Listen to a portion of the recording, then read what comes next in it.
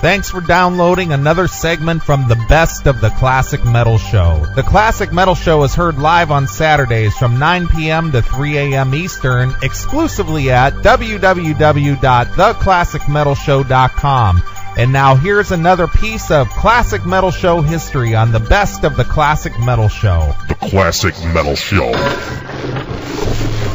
right, that's a song called Hate from a band called Generation Kill. And on the phone right now, we have Rob Moschetti of Generation Kill. Rob, how you doing, man?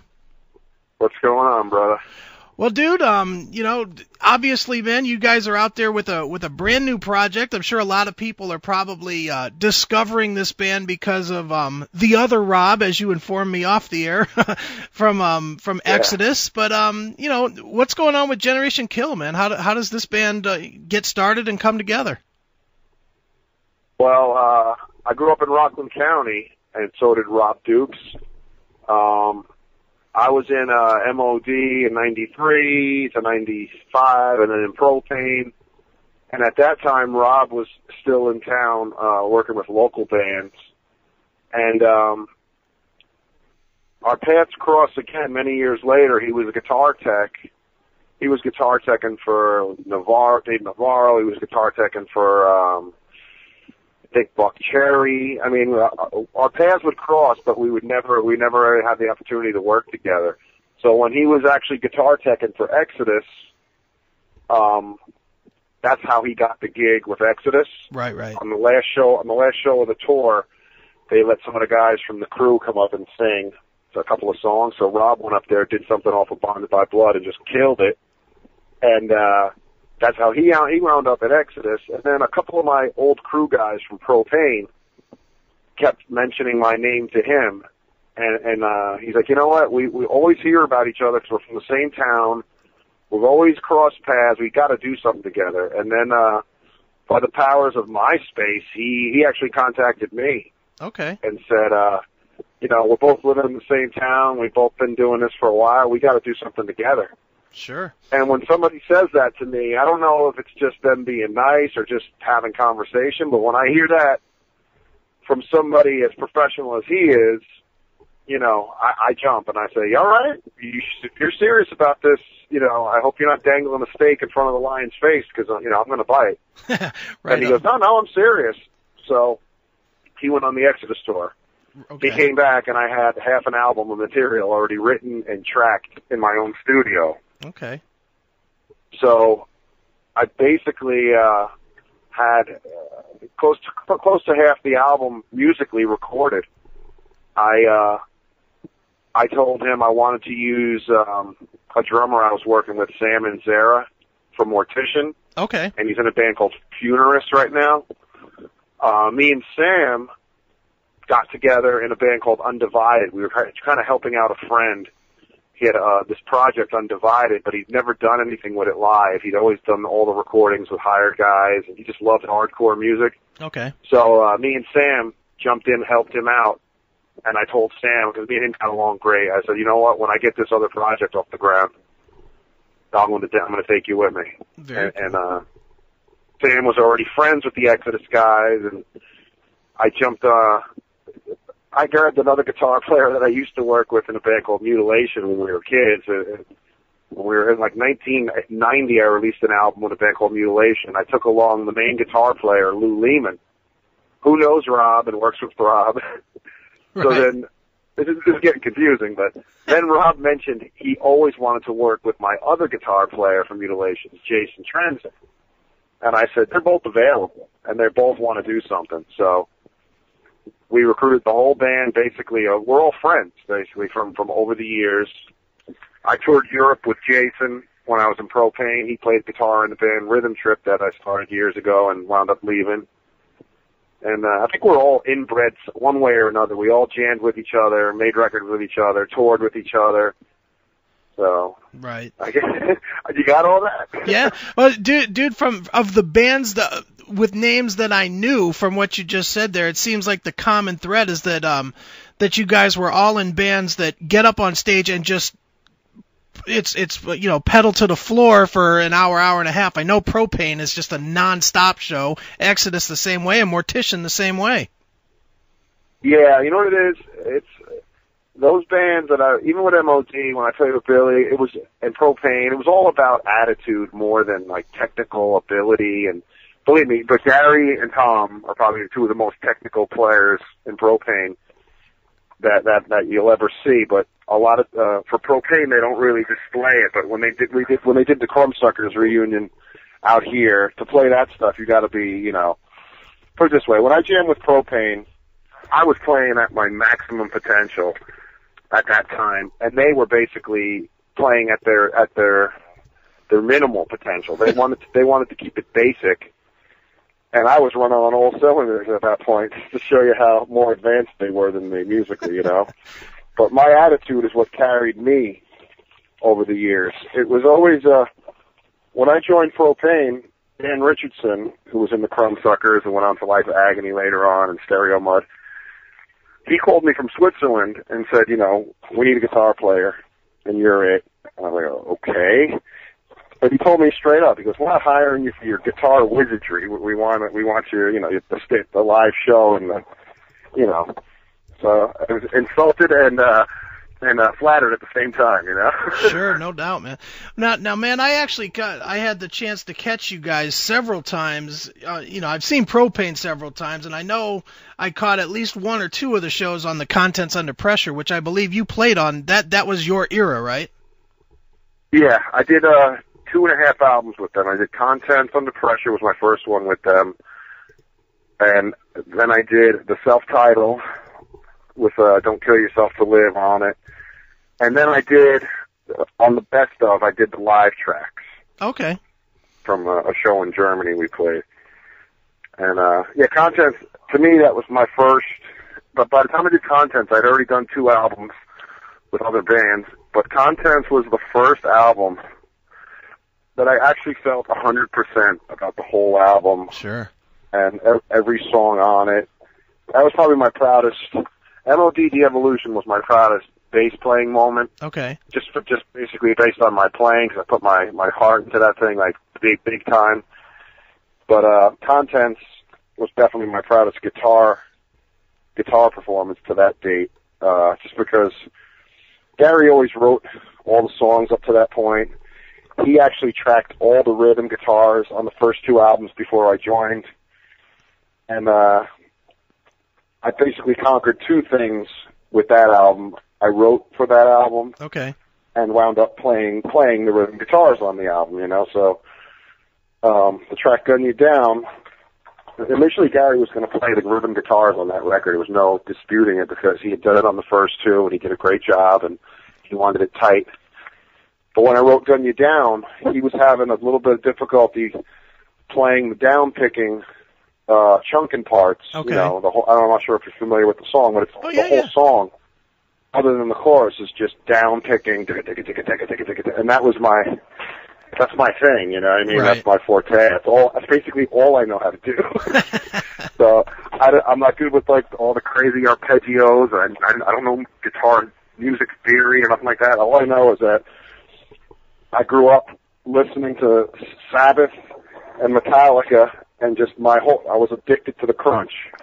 Sure. So I just sat in my room for hours just concentrating on the crunch factor. So when he was having problems playing Gun You Down, it didn't sound the same as what I did was I gave him a pre-production demo that I did myself at my house. Okay. And I gave it to him, and then he wasn't getting the same sound when he was trying to do it, and so I tracked it. He liked it so much, he said, all right, now you're going to track the rest of the album. So I wound up tracking, I think 9 out of the 10 songs. I think we let Tom play on, what the hell is the song called? I can't think of the name of it right now. Well, like one of the later songs on the CD. Like Odd Man Out, or Odd Man Out, or like Odd Man Out? No, not Odd Man Out. Political Suicide or Box City? What's that? Like Political Suicide, maybe, or Box City? No, not Box City, not Political Suicide. And now I'm trying to remember. It's one of my favorite albums too, man. I love it, and I know it's not Crush or Shine because that's what opens it. No, Against it's a the Grain. Syllable, blah blah. It's a 4-syllable title. I know that because Against the Grain. Against the Grain. There we go. That's it. Yeah, so if you could hear, I mean, you can hear the difference. If you listen to Box City and Gun You Down, the crunch on that is just like through the roof, and it's muddy and it's dirty and it's ugly. And Tom, if you listen to Tom playing on Against the Grain, it's a lot more meticulous and tight, and that's not me. Right, sure. My style's a little uglier. Sure. Which some people love and some people hate. So. Sure. Dude, do you think that album was just a little bit ahead of the curve? Because, I mean, and I'll go back to songs like Crush or Shine. If those came out in 2004, you guys would have probably been all over metal radio. I mean, it would have been it was exactly what other bands, Fear Factory, Machine Head, Slipknot, etc. were doing. Those two albums that I did with them, the self-titled was like number one on college radio for months. Right. And Contents Under Pressure was definitely in the top 3 for months. But you could never cross over at that point to like AOR radio with a vocalist like that. Right. That was before Mudvayne broke through, and honestly, Mudvayne is heavy.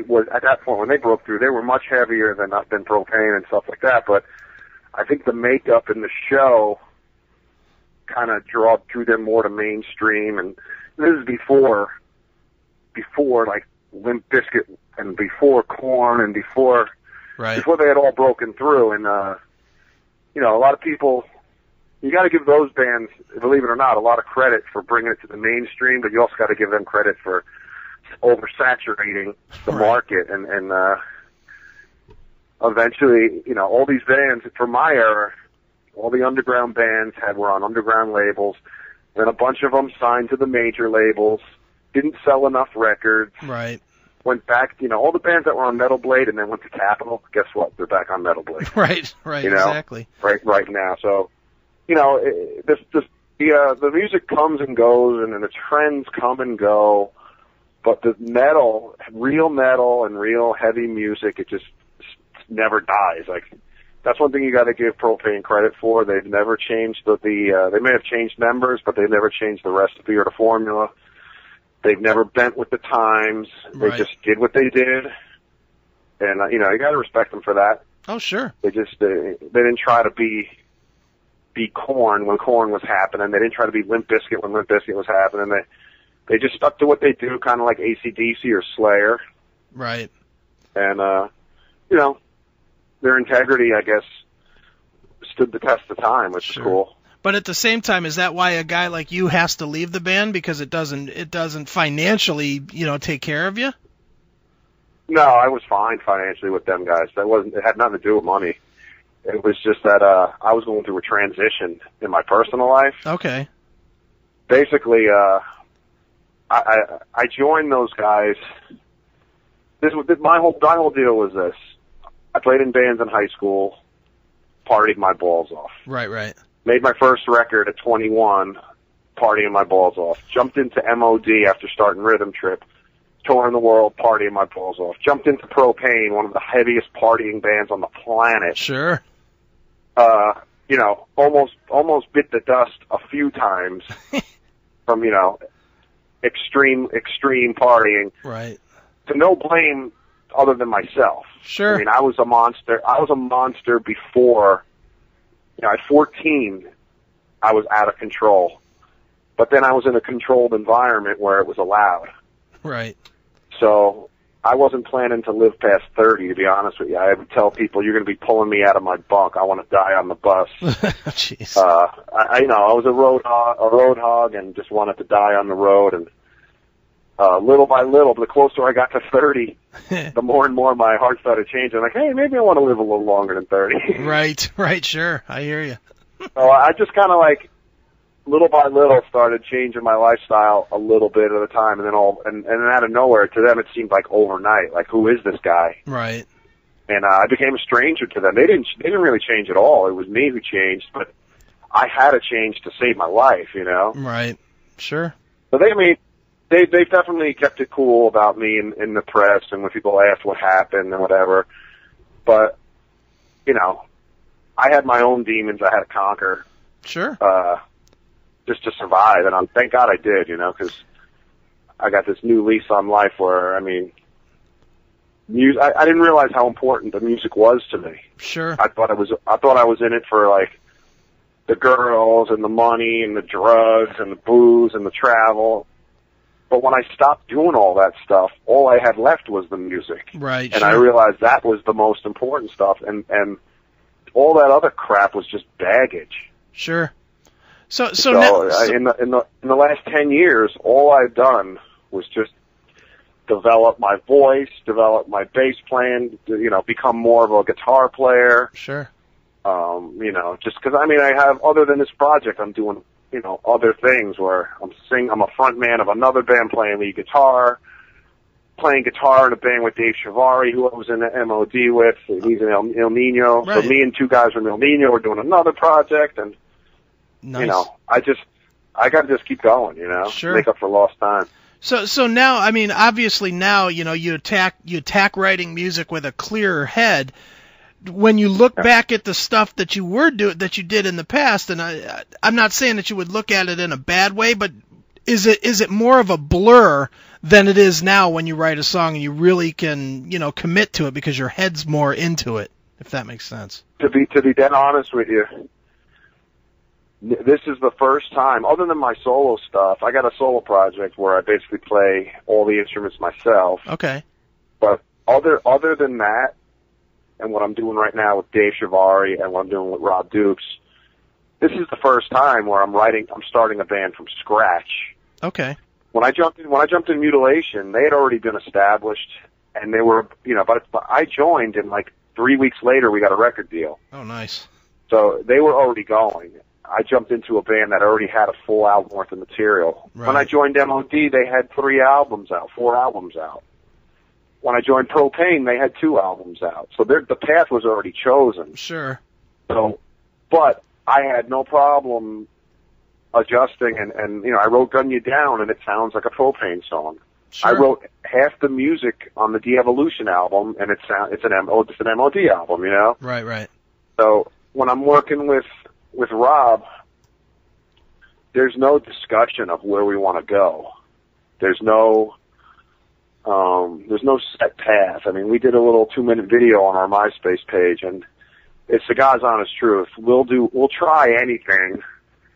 There's no such word. The word no doesn't exist when we're writing songs. It's like, if I want to break out my 12-string acoustic in the middle of one of the songs, which is, you know, in the song Feast for the Wolves, it's one of the real heavy songs. Right. Rob said we should put a breakdown in the middle of it. I said, well, okay, let me take care of the breakdown. I mean, this is the structure, just let me run with it. Right. So they left me alone in the studio, you know, and basically I'm doing all the bass tracks on that CD, but being that I play guitar, I just asked the 2 guitar players, I said, could you just give me that middle section, because Rob's got an idea and I think I know what he wants. And I, you know, took it further than anyone was expecting, but it's a really cool old Maiden kind of, you know, Paul Di'Anno kind of breakdown in the middle of the song, you know? Cool. Sure. And the best thing about it is that these guys, we all have the freedom to be who we are. Like, if you listen to the guitar solos on Feast for the Wolves, the first solo is Jay Trenzer. The guy is a blues jazz, studies music still to this day. Okay. You know, that's his love and his passion. He's toured the world playing guitar with Rhythm Trip when they opened for Propain. He's played in front of 50,000 people, opened for Motorhead and stuff like that.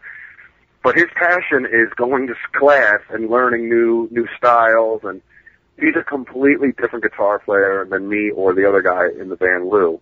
Okay. But when you hear Jay's solo first, it's insane. It's like confusing. It's insane. It's like this insane stuff that I would never dream of. Sure. But then you hear Lou come in the second solo, and it has this old school Maiden, Metallica kind of vibe. But I don't tell them where to go because it's a new project, and they're free to express themselves any way they want, you know? Right on, man. Well, and that's kind of the cool thing from what I've heard, which is just a couple of tracks from the new band Generation Kill. It really seems like it's not. I mean, I think the obvious first impression when people heard the name and see the names is they're expecting, another Exodus 2, or, or in some respects a Propain record. They're not expecting what it is, right. Which is almost. It's much more. I don't know. And again, I haven't heard the whole thing, so I could be dead wrong. But it's much more heavy rock than thrash metal. Yeah, honestly, my background was, I was into classic rock growing up. Mm-hmm. And then my brothers turned me on to Maiden and Sabbath. Right. Which then turned into, me turning them on to Metallica and that whole, to me the second wave, the first wave of metal was Sabbath, the second wave of metal was Maiden, and then like the third wave was Megadeth, Metallica, Slayer, Anthrax, MOD, SOD. Right. All those bands from that era, Pantera came in later, Machine Head came in later on that whirl of things. And then after that came, the whole Korn, right. Those guys, Deftones, and then now this whole new wave of Kill Switch and Shadows Fall. And I mean, what we do is, me and Lou, and even Jay, I mean, we grew up on rock, but we don't go into this with a planned thought. When I'm in my house recording, my best stuff comes out of thin air. To be dead honest with you, the song Hate mm-hmm. was written, the engineer took a cigarette break. Okay. And by the time he came back, I had the music completely written the way you're hearing it right now from beginning to end. Nice. The two main riffs, even the bass breakdown in the middle of the song. I'm dead serious. The structure, the riffs, the changes, it's the exact, it was tracked as soon as the engineer came back from the cigarette break. And he goes, "When did you come up with that?" And I said, "When you were smoking your cigarette." Nice. And it just shows you that it's not overthought. And maybe that shows in a negative way to some people. But to me, that's just like lightning in a bottle. I mean, to come out with something that spontaneous, that quick, and to me, I love it. Right, sure. And the other two guitar players, they are way, way beyond technically what that song is, but they totally can appreciate where it came from, and the attitude of it is just raw and heavy, Right. And that's basically how I write. I mean, I have a short attention span, but sometimes it pays off. Sure. And sometimes it don't, but we have so much material for this album that I want another 100% album, like I was saying earlier. Okay. I don't want any dead weight on this album. I don't want any sleepers. Right. But the best thing about it is it's not going to be one-dimensional. This isn't the Rob Moschetti project. This isn't the Rob Dukes project. Jay Trenzer writes the most Sabbath, Caius, nice, doomy, eerie riffs. Cool. Lou writes the old school Metallica, the good Metallica stuff, like Exodus kind of stuff. I write, I don't know, more like the hardcore-ish open riffs with some chunk in, and right. Even Rob Dukes actually has some guitar riffs because he was a guitar player. Right. He still is a guitar player. Sure. So he has a couple of riffs that we stole and threw in a couple of these tunes, Nice.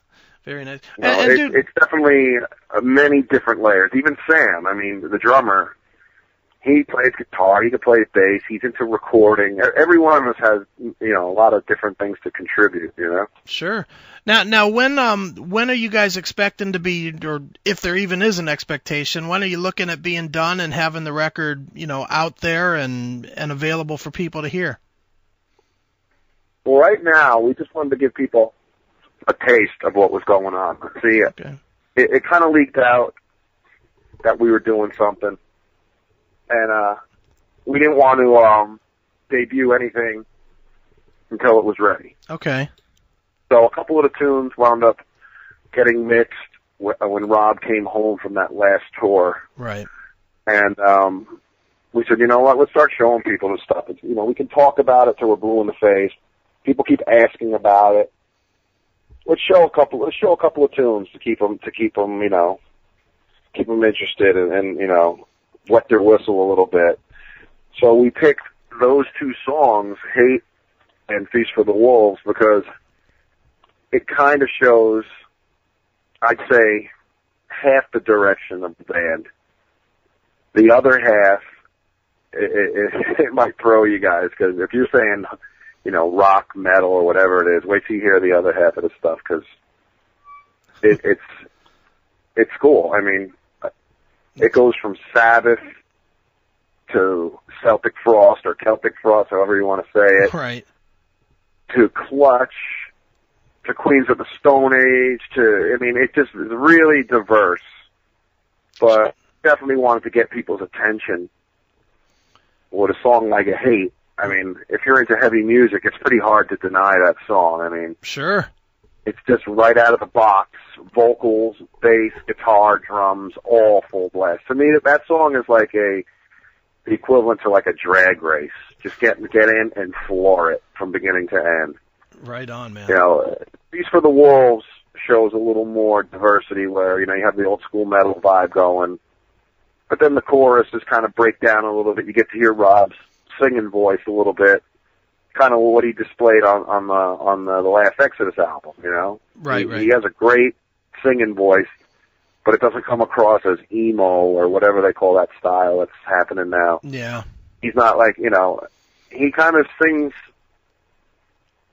appropriate to what the part is, what the music is, you know what I mean? What's suitable to the music. It's not one word heavy, one word mellow, one word heavy, you know. It's not like that. That's cool. It's Sounds all good. about the mood, you know. It's definitely a vibe, you know. Right on, man. Well, dude, I would be remiss if I did not take you back in time just because I have to know. Now, we've had Billy Milano on the show before, and my personal take is the guy is halfway crazy and halfway brilliant. Is that even closer? What's your take on that guy? Because he's an odd one. All right. When I was in the band with him, I tried it my way, and I released the Mutilation record, and you know it was out there. But at that point, I had surrendered to Billy and said, you know what, he wants me, I'm going. Right. And I just shut up and swallowed my pride, and I just learned from the master, to be dead honest with you. Okay. Not about his people skills, not about his showmanship, nothing like that. Just more like about being a real band and being professional, you know? Mm-hmm. So things that I learned from him, I still apply today. And when people fight me on it, I just shrug my shoulders, because he taught me. I jumped 20 spaces when I jumped in MOD. Not discrediting Mutilation, but the best thing I could have ever done was join Billy. He helped me immensely just become, you know, a way better musician, not just a performer. He taught me how to write and structure songs. Now, when I left the band, it wasn't really on the best of terms, to be dead honest with you. And we went about 10 years without speaking. Okay. But what happened was SOD reunited. Right. And a couple of the crew guys worked with us with MOD that I'm still friends with. And they called me after the SOD tour. And, you know, to hear that when they were in Japan and they were just telling stories about me, and Billy was like laughing, you know, hysterically, but you know, this guy, one of the road guys, Gary Bradford, called me. He goes, dude, you gotta call Billy, man. Just forget this whole feud, and right. You know, we had a great time together. We conquered new territories together. Like, what people don't know is, when I was in MOD in 92 and 93 and 94, we were playing SOD across Europe before SOD had even done it. Oh, no kidding. So it was kind of like Ozzy playing the Sabbath songs and all the markets Sabbath never hit. Right. You know what I mean? Sure. It was Billy's voice. You could reduplicate the music, but you can't reduplicate that voice. Right, right. So for me, I was a huge, huge fan of SOD before I even knew Billy Milano. I was working in Pergaments and pushing carts, listening to SOD and MOD, and then to be in that band with him, I was like, you know, blown away. And sure. to be playing Kill Yourself, Pussy Whipped, Fist Banging Mania, United Forces, on stage, you know, headlining shows across Europe. It was amazing, you know. Right. But the guy is totally fucking nuts. Just to answer your question. But we had the greatest time ever. We laughed our balls off, you know. We definitely conquered new territories. I think me and him made a great record. Whether, you know, I think it's probably the first serious MOD record, right. The Evolution. Sure. Every other record was kind of a goof, tongue-in-cheek stuff. Every one. Even Rhythm of Fear was a step in the right direction. Right. But they still had goofy songs on it. Mm-hmm. And when I joined the band, that was Vulgar Display of Power, right. Biohazard, Sepultura. All those bands were just coming into their own right then. Right. And we couldn't go up there doing, you know, nursery rhymes, you know, Mucky Pup style stuff. Not knocking them. Right. But more serious music was you know, I wanted to go a little more serious, you know, subject wise, well, you know. Mm-hmm. Even though I had nothing to do with the lyrics, I think Billy kind of understood that this isn't a joke to me. Right. And we worked good together with that album. It's just that I wanted to become an equal partner of that band because I thought I was, just like with Propain, I thought it was more valuable to that band than I really was. Okay. And I wanted more control and I wanted more, but, you know, those bands belong to, you know, Propain belongs to Gary, MOD belongs to Billy, and there's no two ways about it. Sure. And now looking back at it, I was a fool to think I could go in there and, you know, not take over, but have more input and more say. And, but it's, you know, it's not even a pride thing. It's just more like, it's just kind of the way I operate. It's like, if I'm going to do something, I'm going to do it full force. Right. Yeah. You're not a hired gun. Well, yeah, I mean, that was the whole joke. Billy called me the hired punk. That right. Rob the hired punk Moschetti, because he knew how much it bothered me, you know?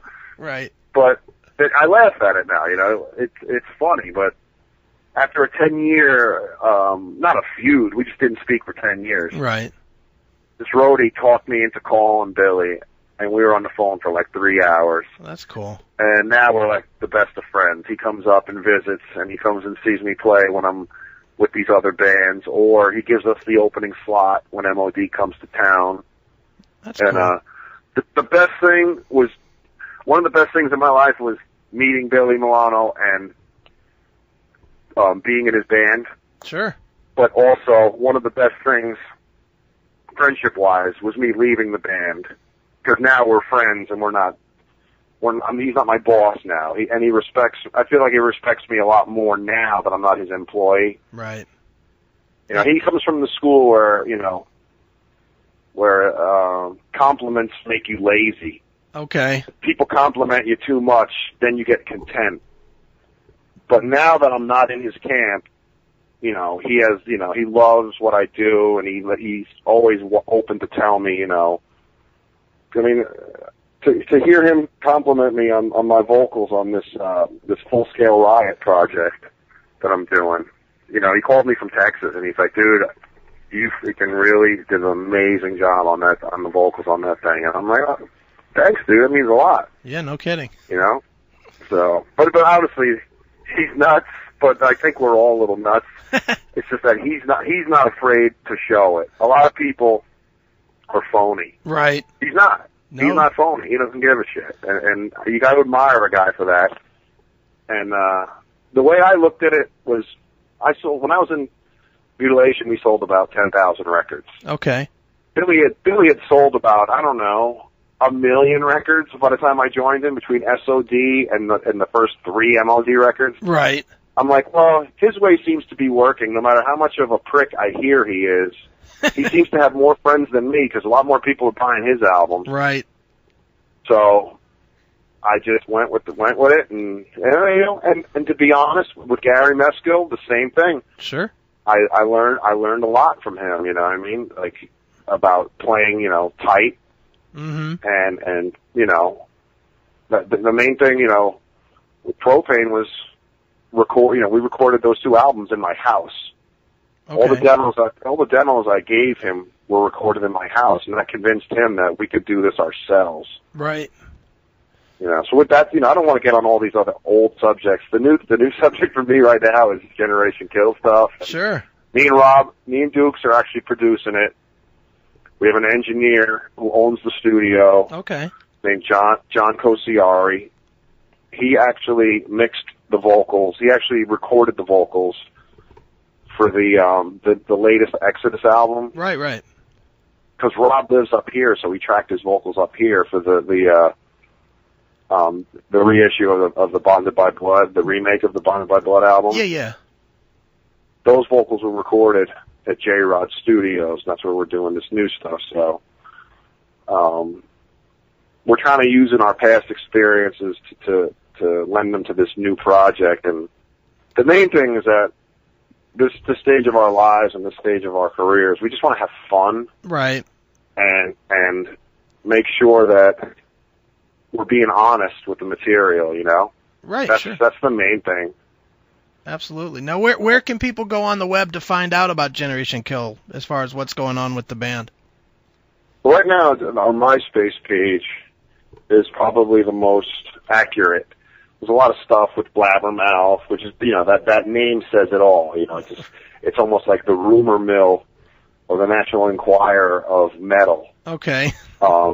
You know, the Wikipedia stuff and all that stuff, it seems to be false. I mean, a lot of the Wikipedia stuff has me formerly of Biohazard, almost in Anthrax, and a lot of that stuff couldn't be further from the truth. Right. The most accurate would be our personal, you know, our MySpace page. Okay.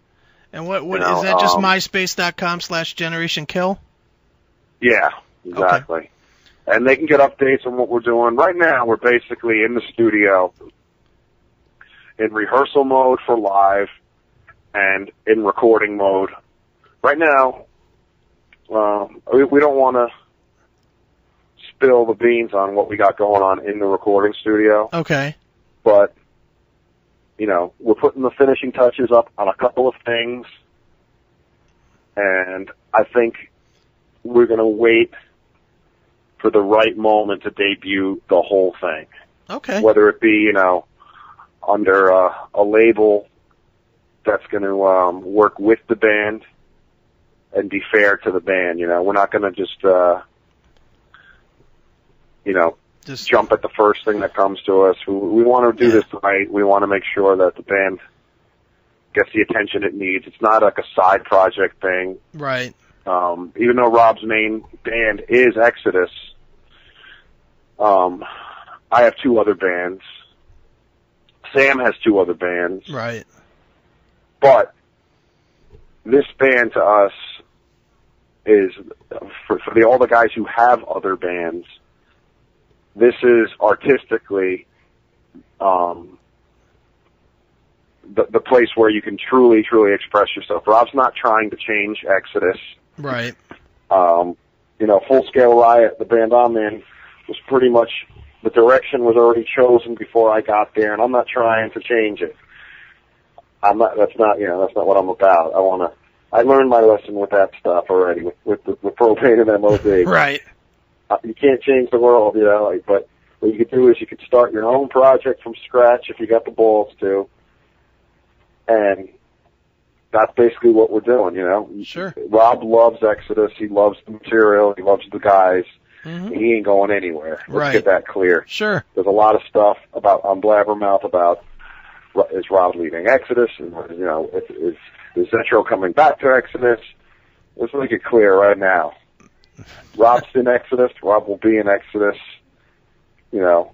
And that's that. And that you know, that's the main thing. That I don't want people to confuse that we're abandoning anything else we're doing for this band. But this is not a side project. Right. Sure. This is many people have two bands. You know, Slipknot and Stone Sour. Right. Two legitimate bands. Jamie Josta, if he has any more bands, he can march in a parade by himself. You know, right. the guy's got so many different projects. But if you do it right, mm-hmm. you know, even when Pantera was doing Down and Corrosion of Conformity, and crowbar. If it's done right, you can do it. Sure. And that's the main thing we're trying to do right now is nobody's bailing out anything. We're just trying to express ourselves in a different way, but still keep the audiences that we've had over the years without abandoning them, without abandoning our roots or our credibility or our integrity. Right. So, it's not, it sounds difficult, but it's not, because we're being honest with ourselves, and if we put out some commercial, sing-song kind of stuff, maybe people would take it the wrong way, but this is heavy. The emotion is there. I'm sure they could have gotten a much better bass player than me on this thing, and I'm sure we could have gotten a Dream Theater kind of singer, and right. But that's not what we're not going for that. I mean, some shitty ingredients make the best stuff. You mix them all together, and you got something cool. Right. So we're not claiming to be the best, but we'll give you our best. Sure. That's all we can give you. Right on, man. Well, cool, dude. Well, before I let you go, man, I got to ask you what's known as the traditional Classic Metal Show question. We ask everybody this, and as a bass player, you probably have an answer. How has Lemmy from Motorhead influenced your career? Okay. One of the biggest thrills in my life was playing festivals in Europe, opening for Motorhead, and actually playing soccer with the guys in the band before the shows. You know what I mean? Right, sure. Like, just personally hanging out with Motorhead, to me, was a life-changing thing. It made me sound stupid to some of these veteran musicians, like, oh, was he an idiot? Right. No, but because my dad's biker friends, when I was a little kid, used to listen to Motorhead. You know what I mean? Sure. They're like the dinosaur of metal, which is in a good way, though. Right. They're still Motorhead, and it gives you.